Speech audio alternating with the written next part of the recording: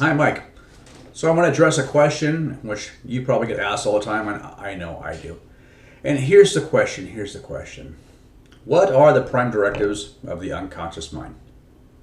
Yeah, we're going to tackle it right here. And I'm going to read the list right here. And here we go. Number 1, preserves the body.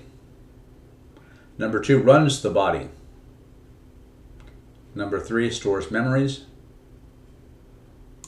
4, is the domain of the emotions. 5, organizes all memories.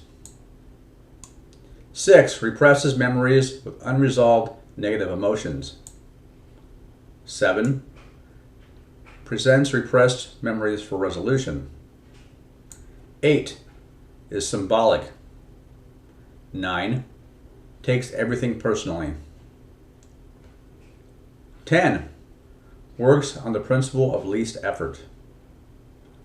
11, does not process negatives. 12, may keep the repressed emotions repressed for protection. 13, is the highly moral part of you. 14, enjoys serving, needs clear orders to follow. 15, controls and maintains all perceptions.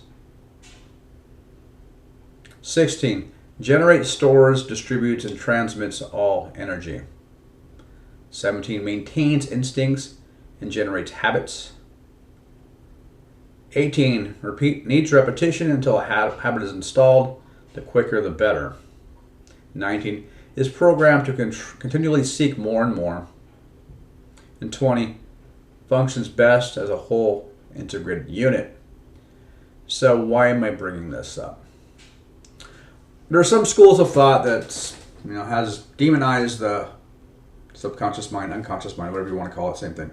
Has it as a boogeyman. And if you want to believe that, that's great. I'm not going to try to stop you. I prefer to think of it as a helper. And it's estimated that over 99% of our functionality comes from our subconscious mind. So what's really going on back there? I mean, that's a good question. And one of it is symbolic. It's symbolic. That's number 8. Now, am I communicating to it in a certain language it understands? If it takes everything personal, how am I interpreting what's going on around me? If I take everything personal, what am I really feeding myself? And it works on the principle of least effort. That's another one of those. It's really important for me to pay attention to how I'm living my life. If this is the highly moral part of me, which I like to believe, then how am I communicating? And it shows up in my life. I mean, if I'm working with a client or just intake, the first question I ask is, are they at cause or the effect? If they're at cause, then they have some cards and they can do something about that. Maybe not the cards they want, but there's something they can do. And if they're at effect, well, is this a resignation to victimhood? Because there's only so far you can go with that mentality.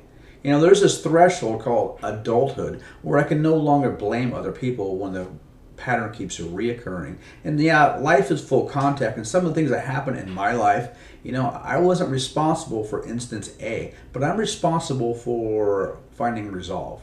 And if there's a pattern, we'll call it stuck, well, maybe what I'm doing isn't the best way of going about doing things. Maybe an upgrade is available. Maybe.